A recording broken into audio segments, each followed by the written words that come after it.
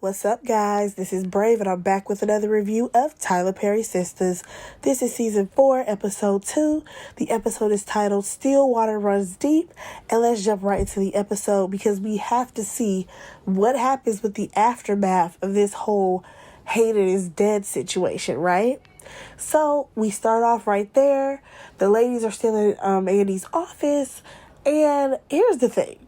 Throughout this whole scene, I was giving Andy a side eye just for the way she was questioning Fatima. Like, she would not let up on her. I said, oh, look at you trying to prove that you're an attorney. But anyways, she's like, did you have anything to do with this, Fatima? And Fatima continues to deny. But Andy was not letting up off of her. And then she was like, oh, wait, did Zach have anything to do with this? And Fatima's like, no, he didn't have anything to do with this. Like, why would you even think that?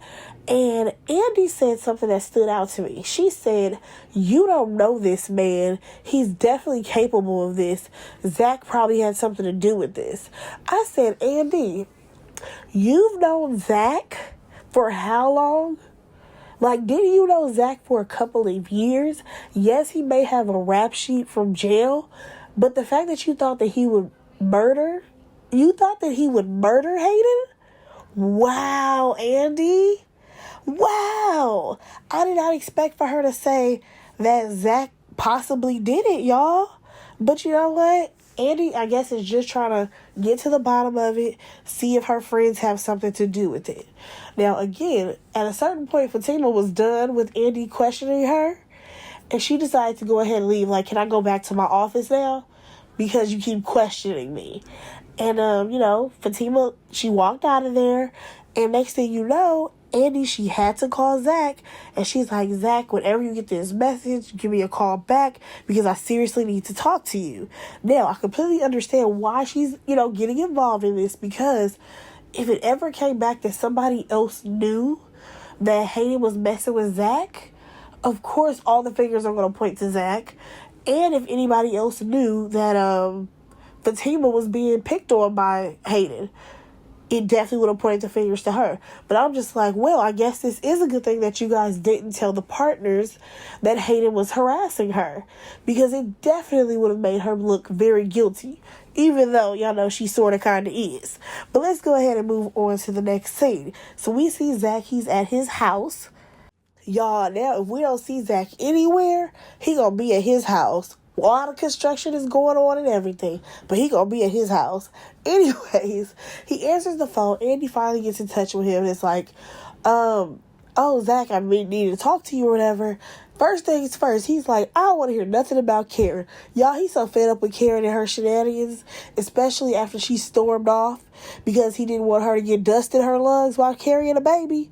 But you know what? That's what happened last episode. Let's talk about this one. So, you have Zach over here like, yo, is everything good, with Fatima? And Andy's like, no, I don't think so. I think you need to reach out to her because Hayden is dead. No. First he said, did Hayden do something to Fatima because he would have killed him or something like that? And that's when Andy was like, nah, don't even say that type of stuff over the phone. He's actually dead.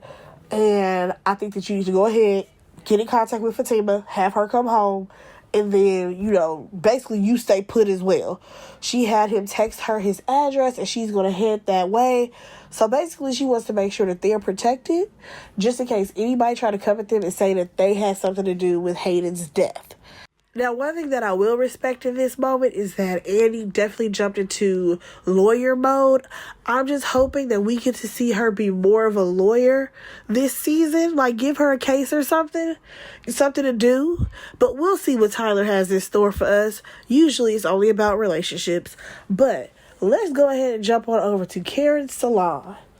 Y'all, I know that this is season 4. I understand that. But how does Karen now have a staff? Karen has heads to do. She's squeezing people in for appointments. I said, excuse me? This girl ain't had a client up in this daggone place for about 3 weeks. Now she just popping. She got stylists up in here.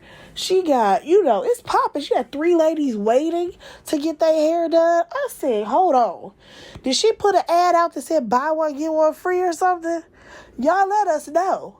Because I'm trying to figure out how Karen's little salon that got popping overnight.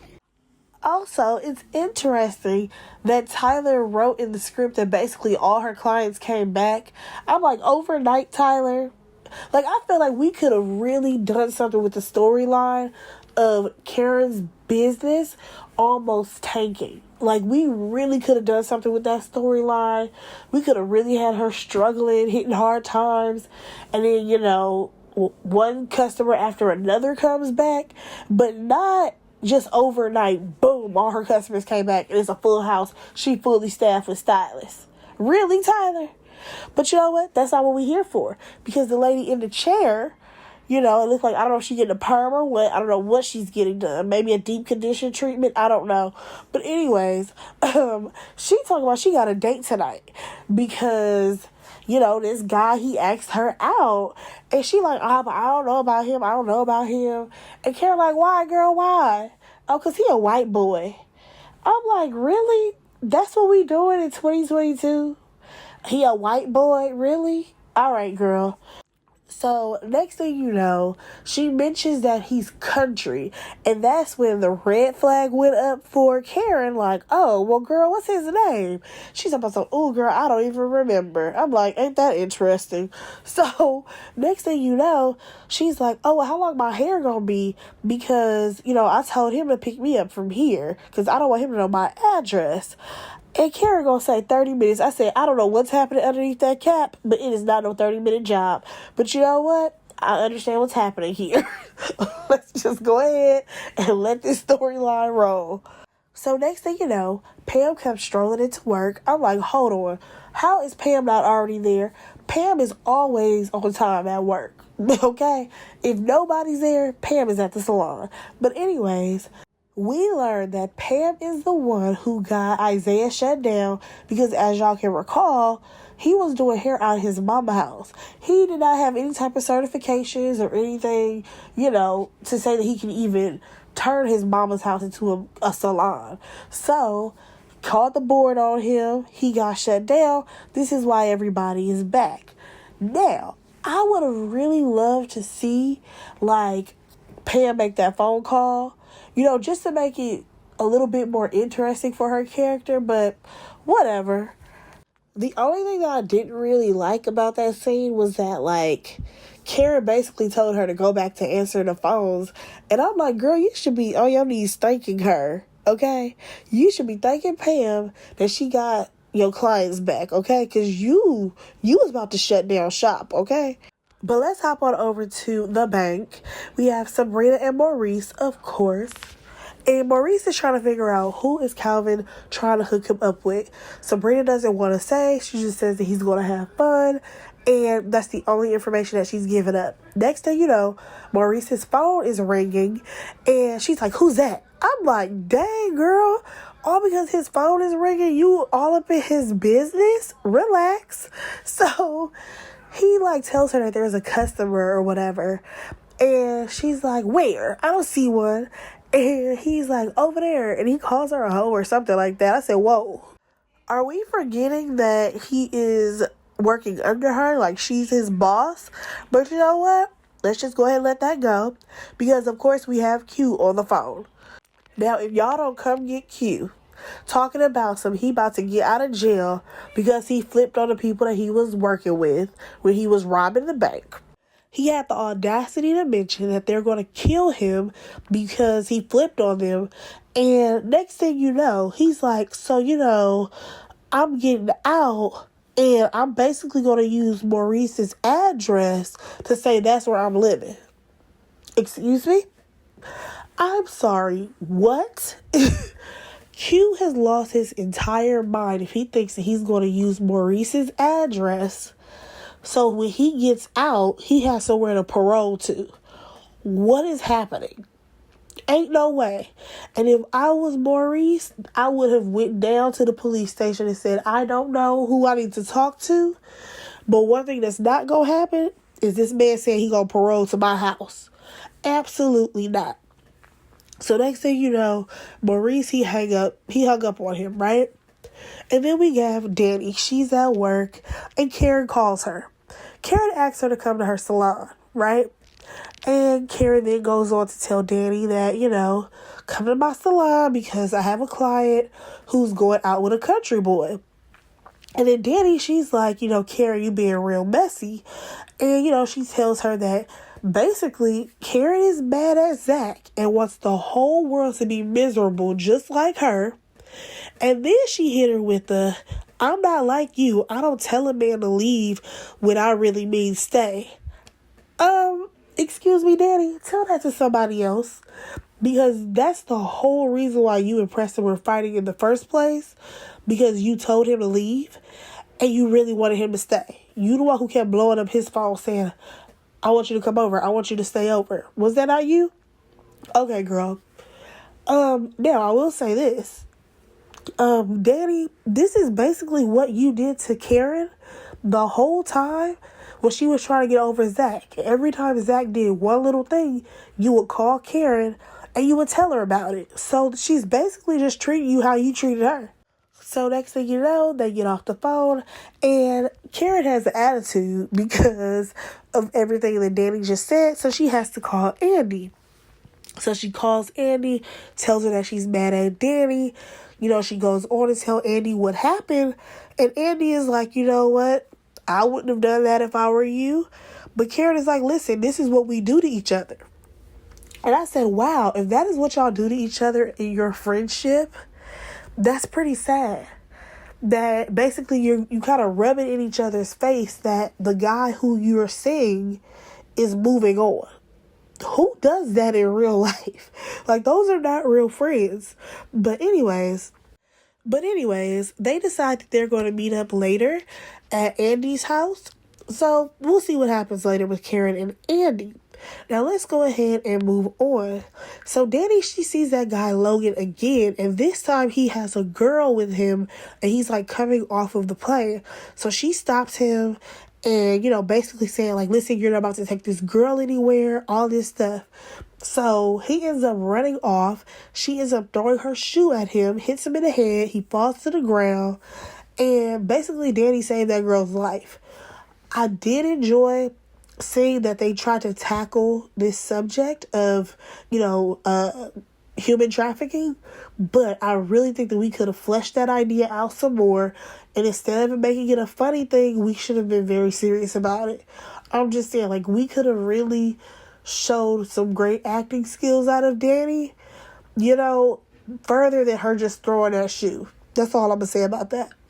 All right, you guys, we move on to Calvin and his blouse. Yes, I'm saying Calvin and his blouse because that is definitely what he was wearing. I was so distracted this entire scene. But next thing you know, I think he was talking to, who was he talking to? He was talking to Maurice, I believe, about the date or whatever. Honestly, don't even care. We're going to skip right over that. I was too distracted to even know what they were talking about. So let's jump on over to Zach's house, right? Y'all, Zach's house is almost done. It's been a whole day. One day. I feel like he must have had people working around the clock for his house to be that far finished. I'm just saying. There's no way possible. I'm like, is the plumbing done as well? Like, Zach is about to be moving in by like the next 2 episodes. Leave it to Tyler.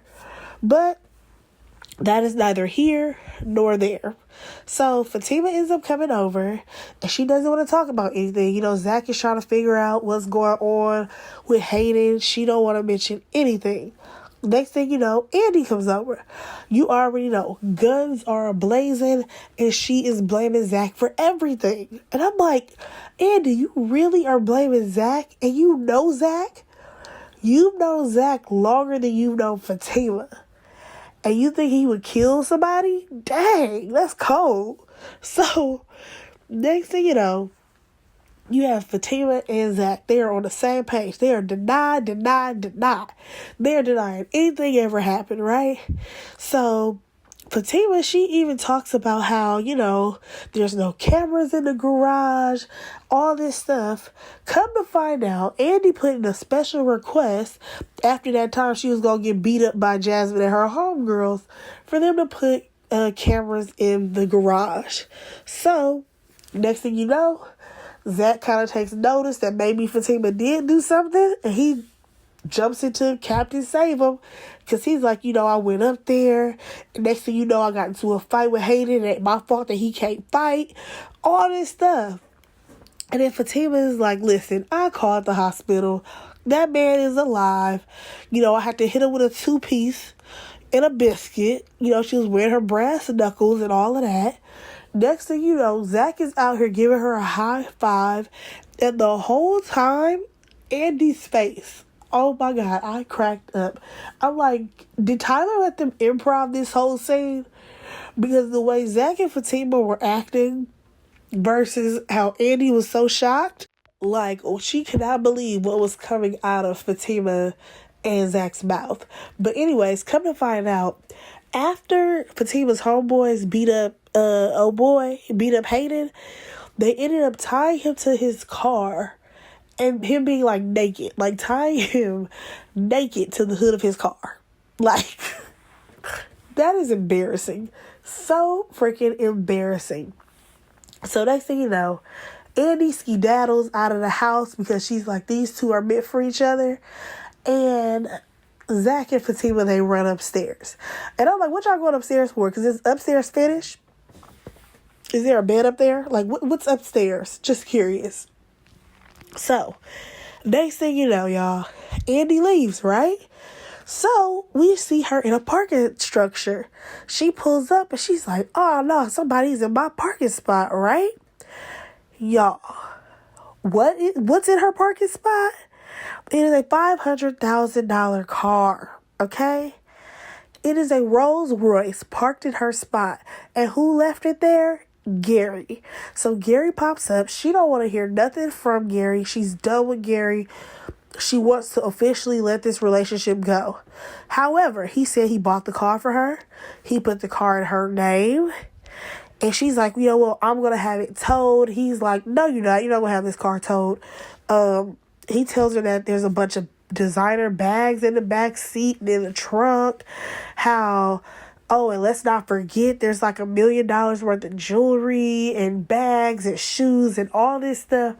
I'm like, okay, I wish we could have saw some of those bags, but I digress.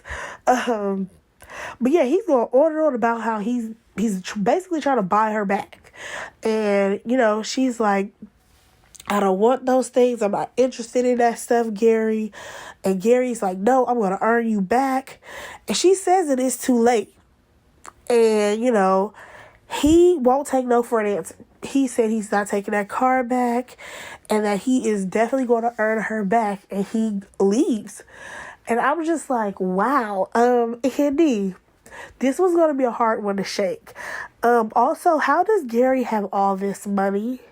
Like, did he have to pay, like, the government back for something? Or, remember that he had a case, y'all? What happened to that? It's just like, it went away. Gary, I guess he still has a job. I'm so confused by Gary's storyline, but whatever. So, like I said, according to Gary, he's going to fight for Andy back. We'll see how long it lasts before Andy caves in. So, what does she do? She called her bestie Karen. She has to tell her everything that Gary just did. And Karen is like, you can sell the car, keep the money for your pain. And I'm like, yeah, she got a point right there. So, that was that. Now, let's go on over to Maurice and Calvin. So, remember that friend that Calvin said hello to? I want to say it was when he first went out with Sabrina. And he ended up giving the guy a kiss on the lips when they were, like, saying hello. And she thought it was very strange and told Danni about it. Yeah. Basically, that's the friend that he brought to meet up with Maurice. And I'm just like, Calvin, how did you think this was going to work? So basically, Calvin tells Maurice that, it's time for him to try a nice guy. and for him to stop being so down on his community. I said, how are you going to tell this man that he's down on his community when this man that you brought is clearly not his type? Like, what are his two bottoms going to do together? Like, I thought we all understood where Calvin was. I'm not Calvin, what Maurice was. And you would think that he would know what Laz was. Like, I was so confused as to how Calvin thought these two were going to work out.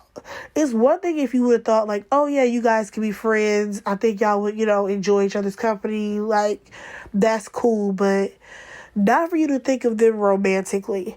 And then for Sabrina to have gone along with it, I'm like, Sabrina, you've seen his friend as well. You saw that his friend was very feminine. So how did you think that would work with Maurice? That whole scene made no sense to me. But you know what? We're going to leave that where it is, especially once Laz and Maurice were like, you would think that Calvin would have some type of sense in this, considering he has two dads. But whatever.